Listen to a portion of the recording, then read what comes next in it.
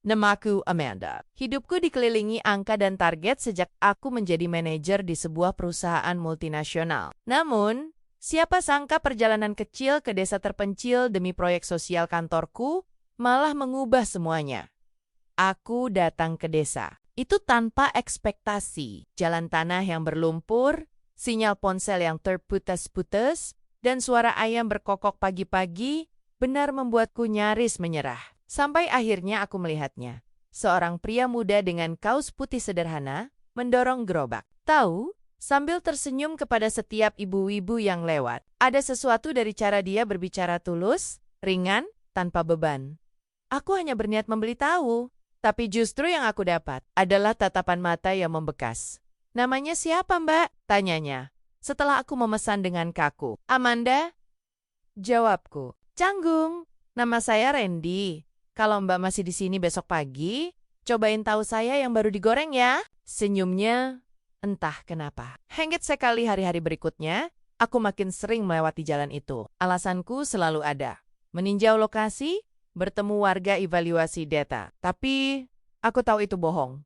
Aku hanya ingin melihatnya lagi. Si Pedagang Tahu. Yang murah senyum itu, kami makin sering berbincang. Tentang cuaca, tentang gorengan, tentang hidup. Randy seperti angin segar di antara deadline dan ropet-ropet Zoom yang membuatku lelah. "Aku iri sama kamu," ucapku suatu pagi saat duduk di bangku bambu warung kecil miliknya. "Iri sama pedagang tahu kayak aku?" Ia tertawa pelan. "Iya, kamu bahagia dengan hidupmu. Itu sesuatu yang mahal buat orang kayak aku." Ia hanya tersenyum lagi. Tapi matanya menyimpan rahasia yang tak ku ketahui saat itu. Aku mulai ketagihan. Bukan hanya pada tahu goreng renyah buatannya, tapi pada sosok Randy yang menenangkan. Kami tak pernah bicara soal cinta, tapi rasanya hatiku sudah memilih lebih dulu. Dia memperhatikanku dengan cara yang berbeda. Bukan seperti pria kota yang terpesona dengan penampilanku atau jabatanku. Randy melihatku, benar-benar melihatku, tanpa imbel-imbel apapun. "Kenapa kamu betah banget di desa ini?" tanyaku suatu malam.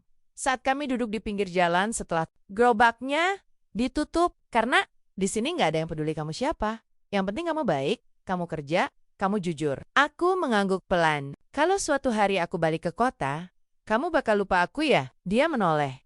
Wajahnya berubah serius. "Aku nggak mungkin lupa seseorang yang ngajarin aku. Kalau cinta bisa datang dari siapa aja." Aku menahan napas.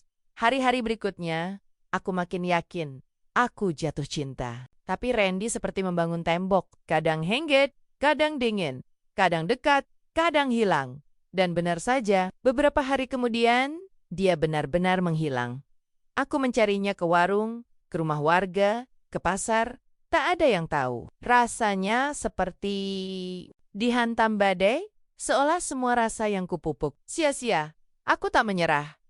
Aku mencari tahu kemana Randy pergi. Sampai akhirnya aku mendapat petunjuk, ia sedang berada di kota terdekat. Aku nekat datang ke sana. Yang kutemukan membuatku terdiam lama. Randy turun dari mobil hitam mewah, mengenakan kemeja mahal, dan masuk ke sebuah gedung besar bertuliskan PT Saputra Group. Aku tidak ingin percaya, tapi semuanya terlalu jelas. Aku mengikutinya dan akhirnya melihat sendiri, ia sedang memimpin rapat. Ya, bukan pedagang tahu. Ia anak dari pemilik perusahaan besar. Dan ia telah menyamar. Sore itu aku menunggunya di luar. Ia kaget melihatku. "Amanda, aku bisa jelaskan." "Jangan, aku cuma mau tahu satu hal, semua yang kamu tunjukkan ke aku itu palsu?" Wajahnya jatuh. Ia menarik napas panjang. "Enggak, justru itu yang paling jujur dari hidup aku. Aku menyamar karena aku muak jadi orang kaya yang cuma didekati karena uang. Aku cuma mau tahu, masih ada nggak orang yang mau dekat karena aku apa adanya?" Air mataku menetes. "Kalau kamu jujur sejak awal, mungkin aku nggak akan sesakit ini." Aku kembali ke kota, kembali ke rutinitas, ke ruang rapat, ke apartemen sunyi yang dulu terasa nyaman. Tapi kini, semua itu kosong.